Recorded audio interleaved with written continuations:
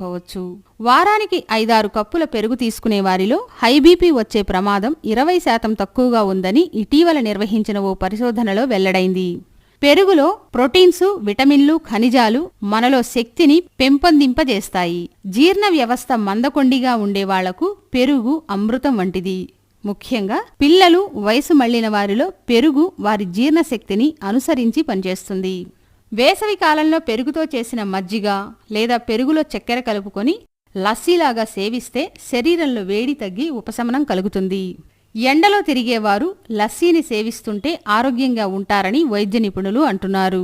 పెరుగులో కాల్షియం అధికంగా ఉంటుంది.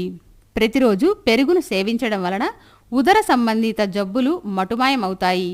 జలుబు, శ్వాసకోశ సంబంధిత జబ్బులతో బాధపడే వారికి పెరుగు దివ్య ఔషధంలా పనిచేస్తుంది.